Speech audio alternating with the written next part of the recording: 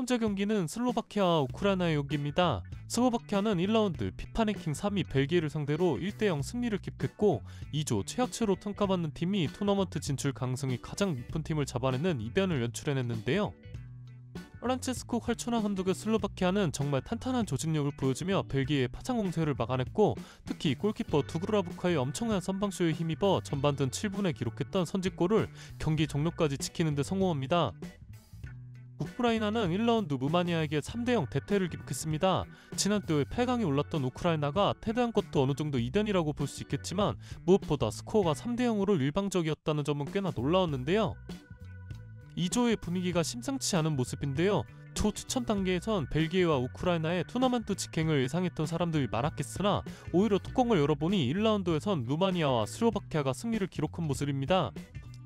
우크라이나는 이미 1패를 기록했고, 만약 오늘 경기에서도 3.3점을 따내지 못한다면 마지막 라운드 경기 상대가 벨기에이기 때문에 토너먼트 진출 가능성은 매우 희박해질 것입니다.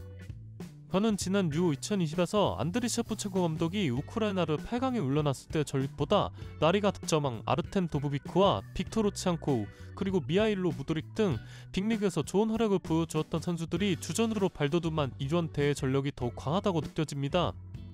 우크라이나가 1라운드에 이어 2라운드에도 패배하며 탈락하는 그림은 상상하기가 어렵고요. 요즘 한국시간 기준 22시 경기, 즉 그날 첫 번째로 시작하는 경기들이 역배 또는 무승부가 속출하고 있는데, 타이밍상 이번 경기는 우크라이나의 정배당이 좌우입니다. 우크라이나의 승리로 추천드릴게요. 7번째 경기는 툴란드와 오스트리아의 경기입니다. 툴란드는 지난 1라운드 네덜란드전에서 레반도프스키가 부상으로 결장했고, 코너킥 상황에서 대체 공격수로 출전한 아담 북사의 선제골이 있었지만 끝내 역전패를 허용했습니다. 2라운드부터는 레반도프스키가 복귀할 것으로 보이며 툴란드 대표팀에서 150경기 출전 및 81골을 기록한 레전드 레반도프스키가 출전하는 2라운드부터 폴란드의 진정한 유로 본선 무대가 시작되었다고 볼 수 있겠죠. 라이프 랑닉 감독의 오스트리아도 1라운드 프랑스와의 경기에서 막시밀리안 너버의 투안의 자책골로 0대1 패배를 기록했습니다. 하지만 긍정적인 부분을 찾자면 피파 랭킹 2위 프랑스를 상대로 크게 밀리지 않는 동등한 경기력을 보여주었다는 점이고, 아쉬운 점이라면 바움가르트가 앞에 찾아온 두 건의 피찬스가 모두 매냥 골키퍼의 세이브에 막혔다는 점이겠죠. 1라운드 패배에 이어 2라운드에도 패배하는 팀은 사실상 토너먼트 진출 가능성이 사라집니다. 때문에 1라운드에서 나란히 패배를 기록한 두 팀의 맞대결은 불이 붙을 수밖에 없는데요. 확실한 건 오늘 경기에선 지난 네덜란드와 프랑스, 상대적인 강팀들을 상대로 그려준 경기 내용과는 완전히 다른 모습을 보여줄 것입니다.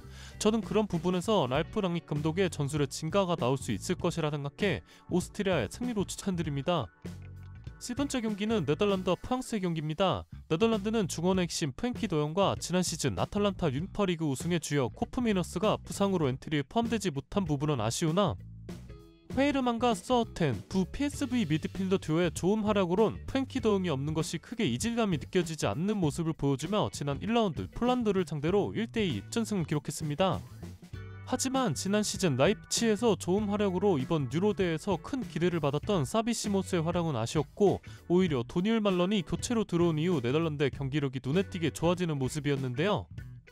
원래라면 코토메이너스의 포지션인 소위 얘기하는 10번 미드필더 자리에서 라인더러스가 보여준 파이널 서드에서의 영향력은 풀타임을 뛰었는데도 영향가가 없는 모습이었지만, 동점골을 기록했던 코디아포가 중앙으로 돌아오면서 많은 슈팅과 기회 창출 능력을 보여준 부분은 고무적입니다. 프랑스는 1라운드 오스트리아전에서 상대 자책골에 힘입어 가까스로 0대1 신승을 기록했으나 에이스 킬리안 은바페가 컷 쪽에 골절 부상을 입으면서 교체되는 장면이 있었는데요. 현재 분석글 작성 시점으로 가장 최근 소식에 따르면 은바페는 코에 보호붕대를 감고 훈련에 복귀한 사진이 찍혔고, 마스크를 끼고 출전한다는 얘기가 있는데, 어찌됐든 코트가 부러진 상황에서 마스크를 끼고 뛴다는 것 자체만으로도 엄청난 페널티가 아닐까 싶습니다. 지난 경기에서 가장 인상 깊었던 선수는 다름 아닌 은고어 칸테였습니다.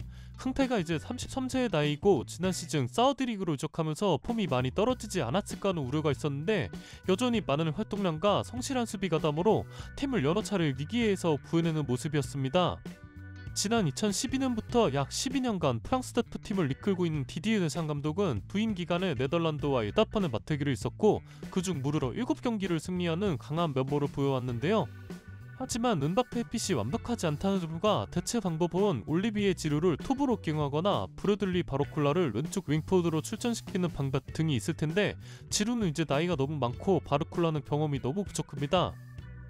노덜란드가 지난 프랑스와의 맞대결에서 악몽을 깨고 만회할 수 있는 최적의 찬스로 보여지며, 네임들만 보면 단연 프랑스가 앞서겠지만 팀적으로 본다면 1라운드에서 더 완성도 있는 축구를 보여준 팀은 네덜란드라고 생각되기에 네덜란드의 플러스 0.1 디그랩 승리로 추천드립니다.